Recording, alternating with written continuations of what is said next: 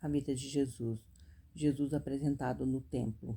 José e Maria eram de descendência judaica, pelo que observavam os costumes dessa nação. Tendo Jesus a idade de 6 semanas, foi apresentado ao Senhor no templo em Jerusalém. Fundava-se essa prática numa lei que Deus havia dado a Israel, e Jesus não devia constituir-se em exceção no tocante às exigências dessa lei. Ele, o Filho de Deus e Príncipe do céu, devia proclamar pelo exemplo e o dever da obediência. Essa apresentação no templo só se limitava aos primogênitos e tinha por fim comemorar um acontecimento ocorrido no longínquo passado, quando os filhos de Israel gemiam na servidão do Egito. Deus lhe enviou Moisés a fim de libertá-los. Moisés teve ordem de dirigir-se a Faraó e de falar-lhes neste termo: Assim diz o Senhor: Israel é meu filho, meu primogênito. Deixa ir meu filho para que me sirva. Mas, se te recusares a deixá-lo ir, eis que eu matarei a teu filho, o teu primogênito. Moisés levou ao rei essa mensagem. Este, porém, lhe respondeu: Quem é o Senhor cuja voz eu ouvirei para deixar ir Israel? Não conheço o Senhor, nem tampouco deixarei ir a Israel. Enviou então o Senhor praga sobre o Egito, a última das quais constituiu na morte do primogênito de cada família, desde o do rei até do mais humilde operário. Falou, pois, o Senhor a Moisés, ordenando que cada família degolasse um cordeiro, pondo parte do seu sangue sobre ambas as ombreiras e lumeiras de suas portas. Esta precaução devia ser tomada para que o anjo exterminador passasse por alto as suas habitações, ferindo somente os cruéis e orgulhosos egípcios.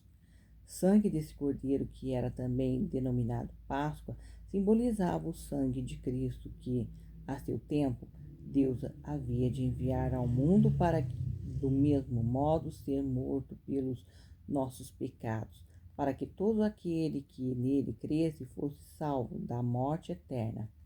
Cristo é chamado a nossa Páscoa. Ele foi oferecido por nós desde a fundação do mundo. Na apresentação do seu primogênito ao Senhor, cada família devia lembrar-se de como os filhos de seus pais tinham sido salvos da praga e de como todos podem ser salvos do pecado e da morte eterna. Cada menino era apresentado no templo, era pelo sacerdote tomado nos braços, assim solenemente dedicado ao Senhor, sendo seu nome inscrito no rolo ou no livro, que continha os nomes dos primogênitos de Israel. Do mesmo modo, todos que são salvos pelo sangue de Cristo terão seu nome inscrito no livro da vida. José e Maria levaram Jesus ao sacerdote em obediência à lei. Todos os dias acudiam ao pai para fazer a apresentação de seu primogênito, pelo que o sacerdote nenhuma particularidade notou em Jesus e Maria. Para eles eram simples gente operária da Galiléia. No menino reconheceu apenas uma frágil criança de peito. Longe estava de adivinhar nele o Salvador do mundo, sacerdote do santuário celestial.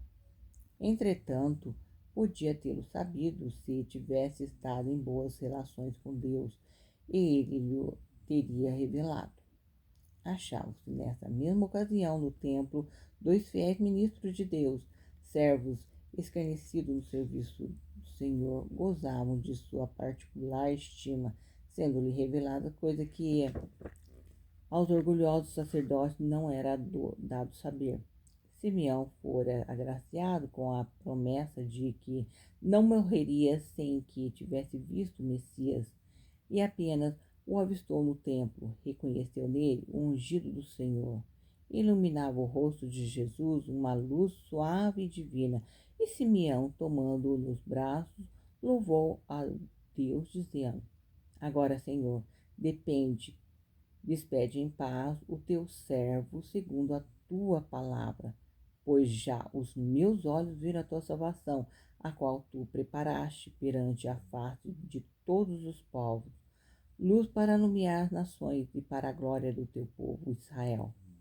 Ana, a profetisa, era mulher de idade avançada e era viúva de quase 84 anos e não se afastava do templo, servindo a Deus em oração, jejuns de dia e noite. Estava sobrevindo na mesma hora, dava graças a Deus e falava dele a todos os que esperavam a redenção em Jerusalém. E é assim que Deus escolhe os humildes desta terra para lhe serem testemunha.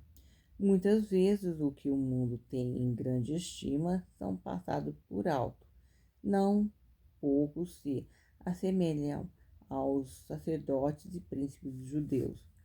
Quantos há que estão prontos para servir e honrar a si próprios, mas pouco cogitam de servir e honrar a Deus.